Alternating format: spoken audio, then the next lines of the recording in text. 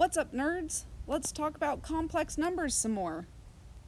So example one's a nice review from the first video, so let's see if you can't knock those out by yourself. We can FOIL and get our 4 terms there. We can, oh, that's so exciting, combine like terms. We can see that plus 6i and minus 6i are going to cancel each other out. I squared is -1, so that's going to turn into a plus 9. So that's really interesting. We multiplied 2 complex numbers together that both had an imaginary part. We ended up with just a real answer. Huh. That is kind of cool. -1 times -1.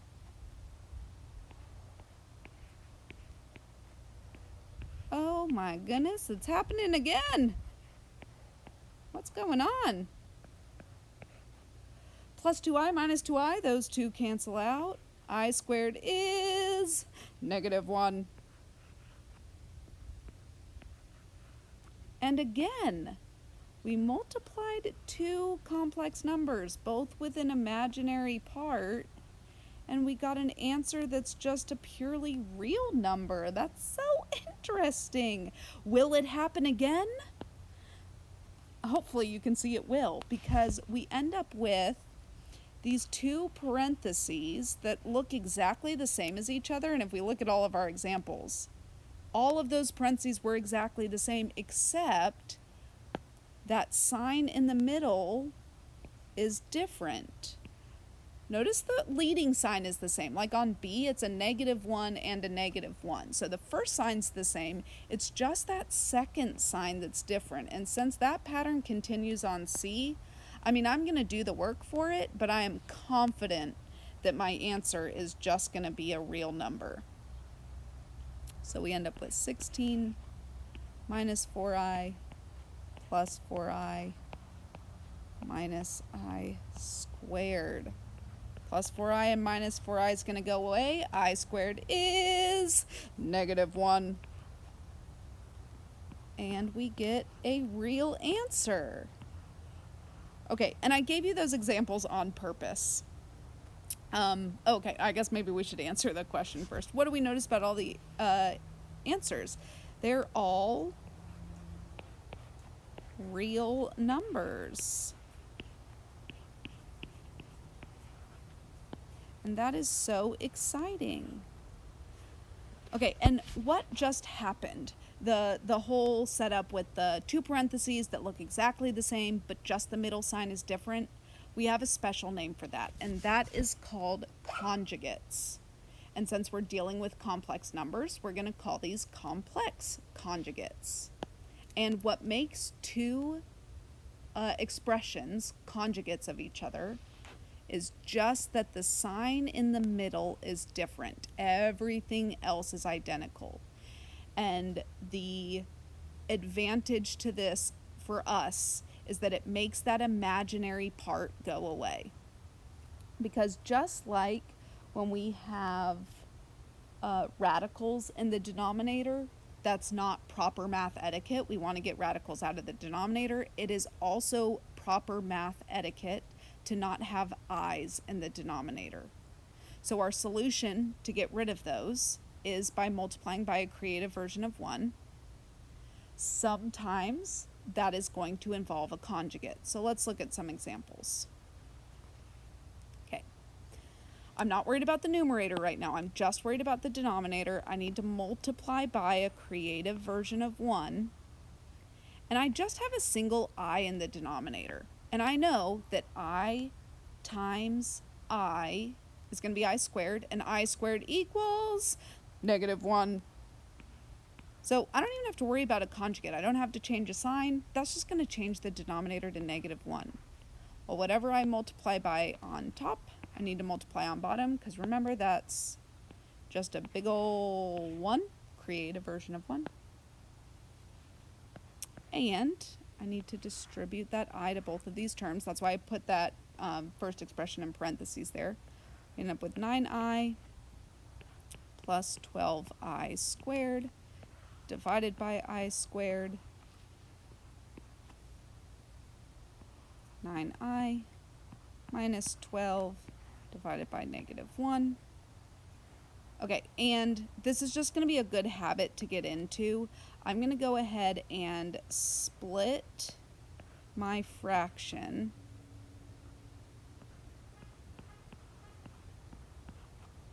into two, so that way I have two distinct parts, so I can rewrite this in standard complex form. So 9i divided by negative 1 is negative 9i. Negative divided by a negative is a positive. Okay, remember standard complex form, I want to put that real part first.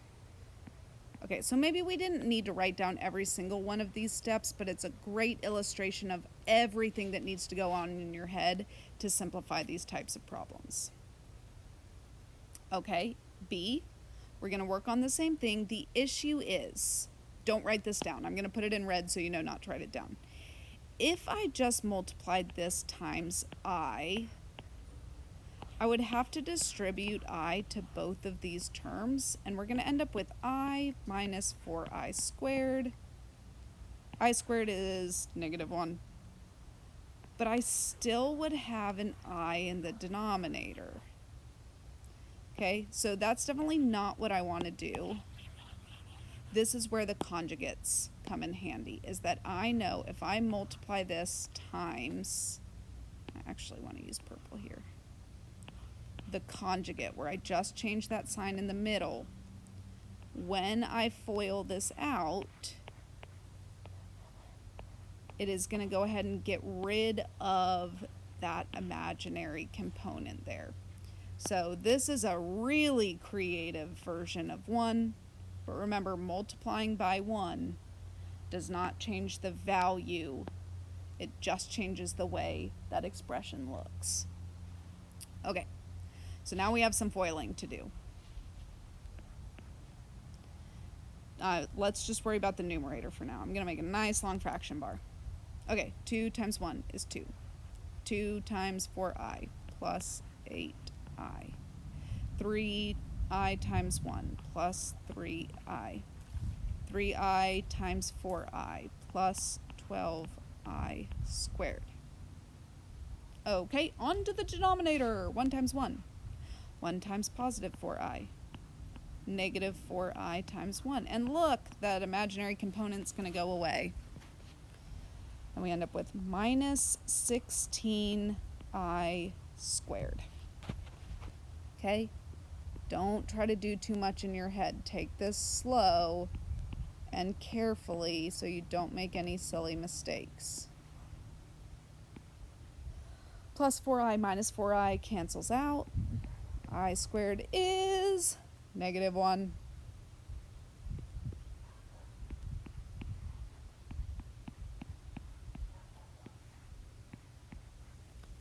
Okay, and there's nothing wrong with this answer right here. There are many places that will accept this as an answer. However, our directions said to write your answer in standard complex form, and this is not standard complex form.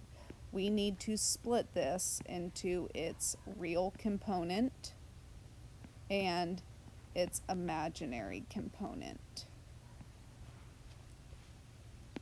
Okay, and notice how I put that I off to the side, right? So if you need a little review on that real quick. Okay, I'm just talking about the 11i over 17, right? So we have 11i over 17. Okay, I could rewrite this as 11 over 17 times I over 1, right? Because top times top, bottom times bottom for a fraction. And we know that I over 1 is the same thing as just an I, right? And what that does is it tells me that that real coefficient is 11 over 17 times my imaginary part there. And so that's going to be really important for you to be fluent in, is that you understand all of these are equivalent expressions. Okay, C is something we don't see a whole lot as we get into higher maths, but we have just that division symbol. Okay, but we know that we could rewrite any division as a fraction. And now I can very clearly see what's in the denominator.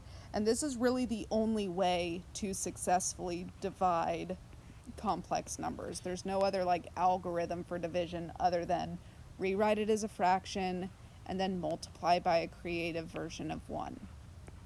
And since I have 2 terms in the bottom there, that creative version of 1 needs to be the conjugate, where just that middle sign is different. Everything else about the parentheses is the same. Alrighty, big long fraction bar, and let's get to foiling.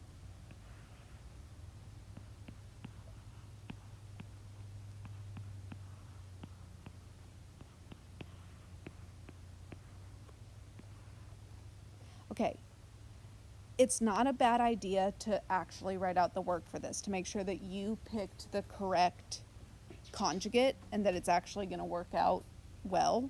But as you get comfortable, it's pretty easy to write the conjugate, and you know it's going to cause those middle terms to go away. So let's just not even write it. I know the 6i minus 6i will disappear, so then minus 4i squared. Be so careful with that last piece though, with your positives and negatives and I squareds. Okay, let's combine like terms in the numerator. Oh my goodness. You can hear my dog reverse sneezing down there. You're gonna make it.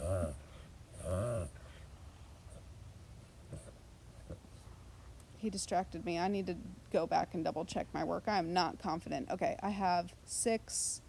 4 plus 9 is 13. I squared is -1. Okay, so that's looking good. Ooh, 6 minus 6 is going to go away. Ooh, this is so interesting. Look at this. I actually end up with just I as my answer. Who would have thought that those two things divided by each other is just a single I? Huh, wow. Oh, and we're already into some ACT and SAT practice. Cool. Okay, in the complex number where I squared is, oh, that's so nice. It tells you I squared is -1. What does that equal? Okay. So, this is kind of hard to guess and check or do anything. Honestly, for ACT, I'm going to tell you right now, I'm not going to let you have a calculator for this test, but you very much can type this into your calculator. The I button, to be honest, I don't remember exactly what key it's on. It's down at the bottom, maybe the decimal key. If you press second decimal or something around there, you do have I, and it should simplify that for you. But since you don't get a calculator for your test, let's go ahead and practice this by hand. But ACT is all about speed, and I want you to know there is a faster way to do this. Okay, remember it's conjugate of the denominator, right? Because it's implied to have an I in the denominator. So, first sign stays the same. We just switch that second sign. Creative version of 1. So, same thing on top.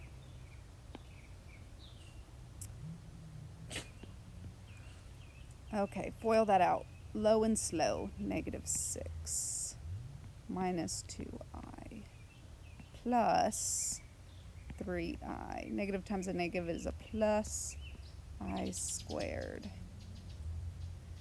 -3 times -3 is +9. I know those middle terms are going to cancel out because we end up with a plus 3i minus 3i, and then I end up with minus I squared. Combine like terms, -6 plus 1i. I squared is -1. Okay, and we end up with -7 plus I over 10, which at this point we can probably find our correct answer. So -7 tenths plus 1/10 I, right? Because we could put a little 1 in front of him there. Exciting! B. Ooh, one of the following values for A makes the expression undefined. Okay, and the key for this is in the word undefined. So if you remember that poster I have on my wall,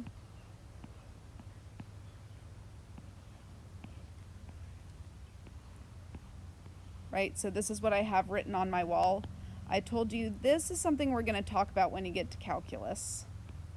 We don't have to worry about that yet. Calculus. Okay, but what I want to focus on is this part. So remember that if we have a 0 in the denominator, it's okay. The answer is 0. Okay, but if we have a 0 in the denominator, it's a big old no. And that is what causes an expression to be undefined.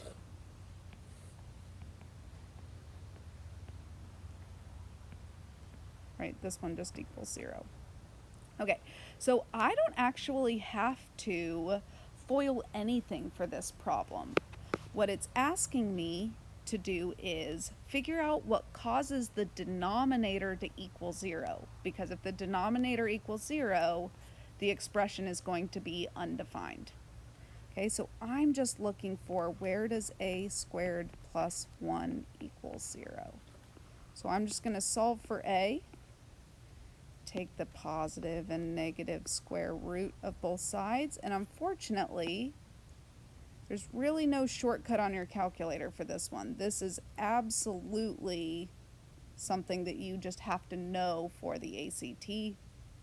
So I can see my solutions are positive and negative I, but there's only one of those options, so I would cause this to be undefined. On to the back. Okay, in order for two complex numbers to be equivalent, the real parts and the imaginary parts have to be the same. You can't have any difference in those two numbers.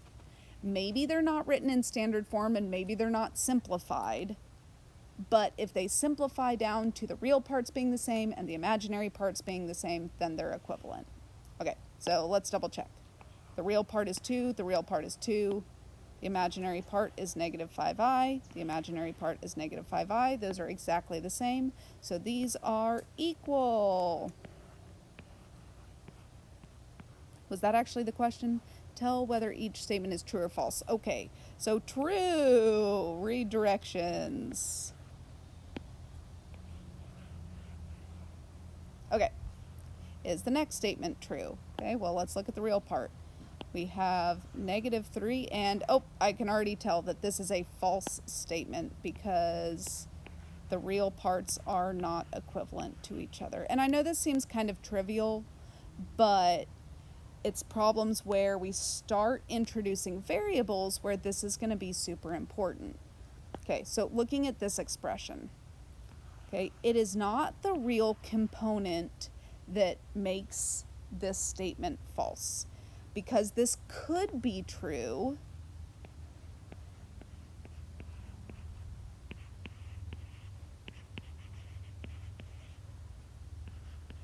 for certain values of x,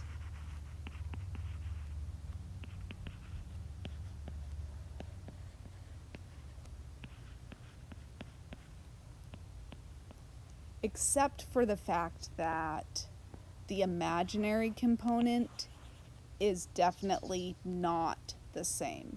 So I'm going to go ahead and say that this is false. But again, I want you to understand that it's not false because of the real component. It's false because of the imaginary component. Okay, and D. Okay, I can see this part is written in standard form. This part's not written in standard form, but I can still compare the different components. So the real component here is 5 and positive 5, so that's the same. 7i and 7i, that's the same. So this is true.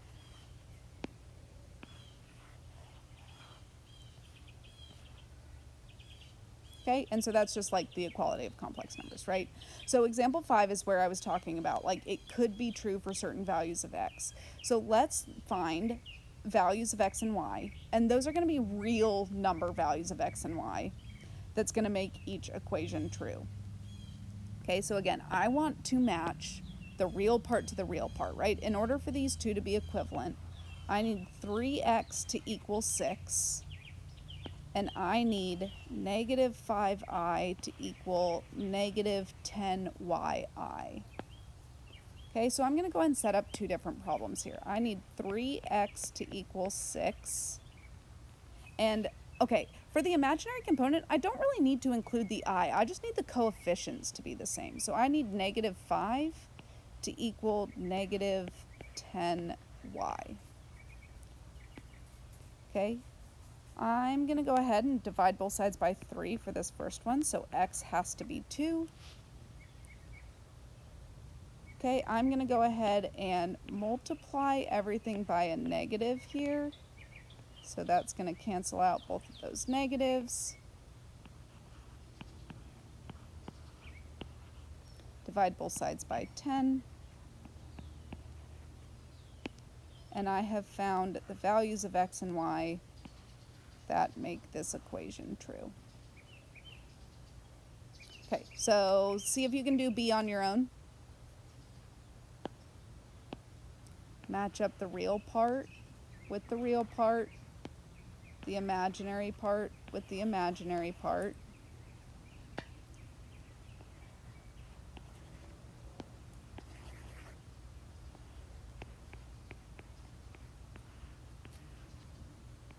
Remember, we don't need to include the I there because I know that that just automatically goes with the imaginary component.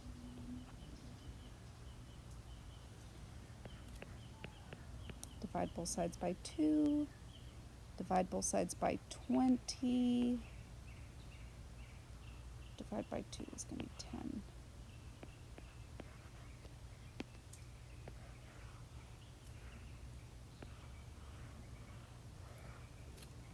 Beautiful.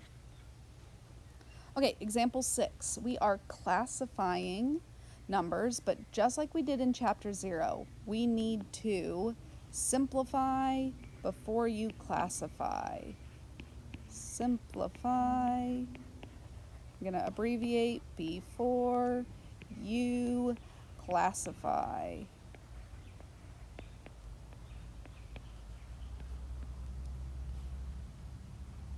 Okay, so for A, I'm going to use that associative property, and I am going to combine the real components and the imaginary components, and I'm adding, so I don't need to distribute a negative with negative 8.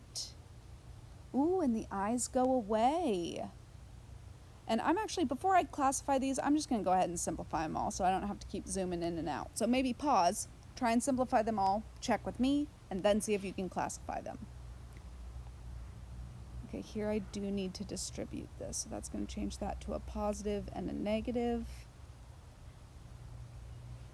Okay, and we're going to get 12 minus 10i. Distribute that negative. We get 0, 21i. Ooh, multiplication. We end up with 40 minus 5i plus 8i minus I squared. We still have a little bit more simplifying to do here.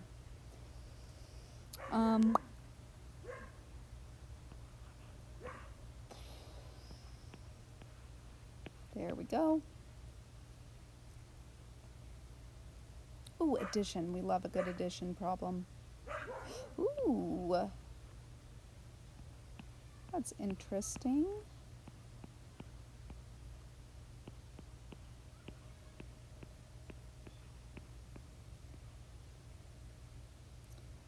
Okay, we end up with plus 2, so negative 9. Plus 23i. Oh, and 2 good division problems for you to practice. Remember, just change that sign in the middle for our creative version of 1.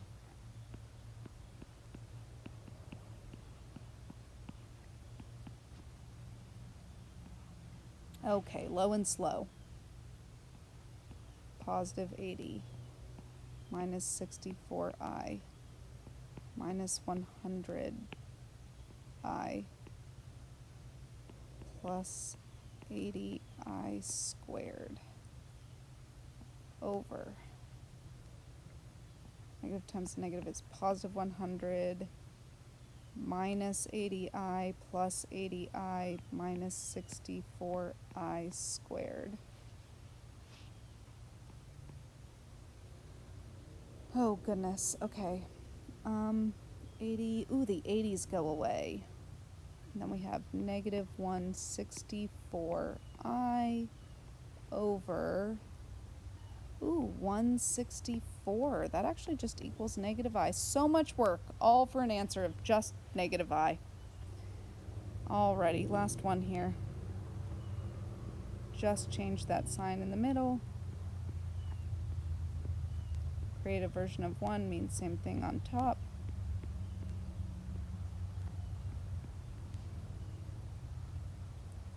Positive 12 plus 24i.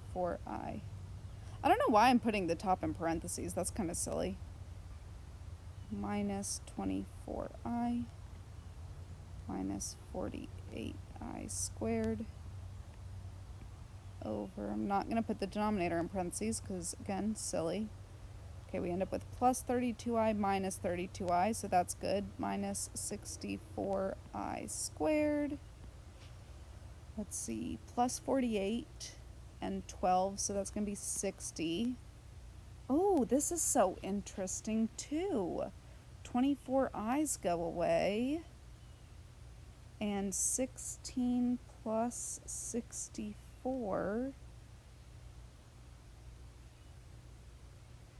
80? This just simplifies to 3/4. Wow. Alrighty, so hopefully go through, let me highlight them so they're easy for you to find. So you can check your answers there. And let's go ahead and classify these then. Okay.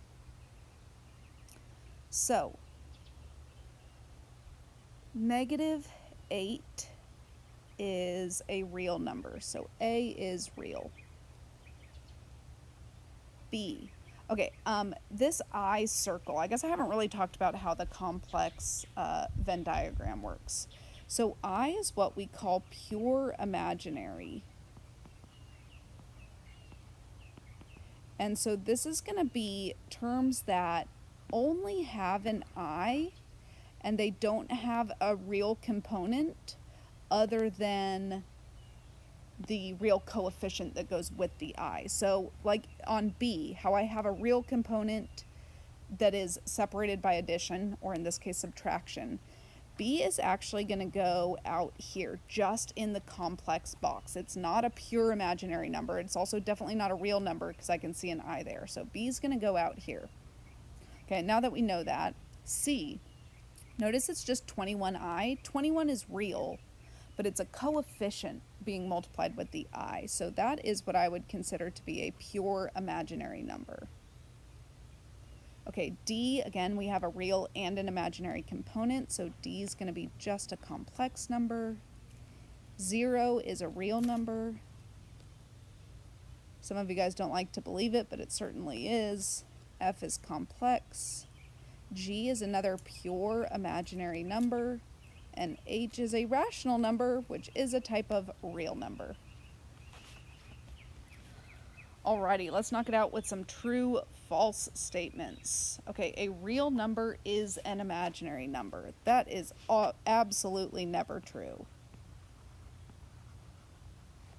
Imaginaries and reals, we can see in the Venn diagram, two totally different circles. Okay, a pure imaginary number is a complex number.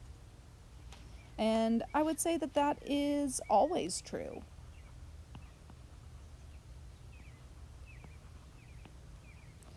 It's not, right, well, because like for G, for example, I can write negative I, which is a pure imaginary number. I can always write that as 0 plus or minus the imaginary part, right? They are always complex numbers, and you can see the whole imaginary circle is in the complex box, so that is always true. And I know the directions said I didn't need an example for always, but I think it's good to show that we know things. Okay. A rational number is a complex number. Again, always true, because a rational number, like h, right, 3/4. So I can write 3/4 as 3/4 plus 0i. Every single rational number is a complex number.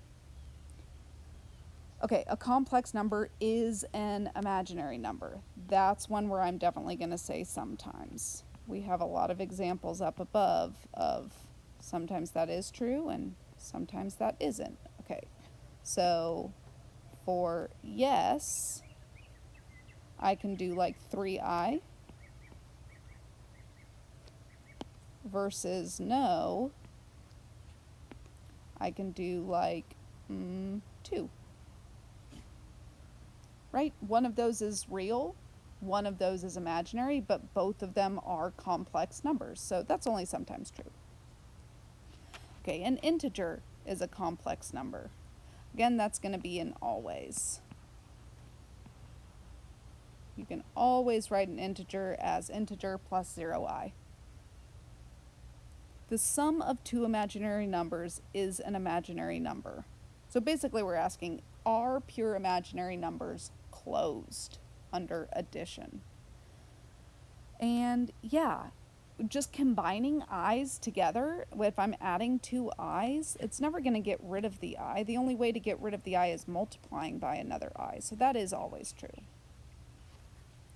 Okay, the product of two pure imaginary numbers is a real number.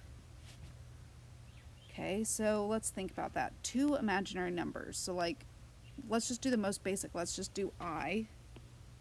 Uh-oh, my pen is dead. I have to just speak to you the rest of this. Oh no.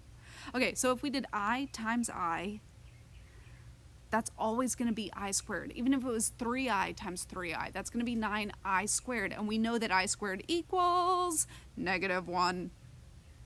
So always true. G is going to be always true. And H, a pure imaginary number, is an imaginary number. Well, of course that's always true, yes. Okay, and example 8, I'm going to leave you to do example 8 all by yourself because my pen is dead, and you guys enjoy working on the rest of your 3.0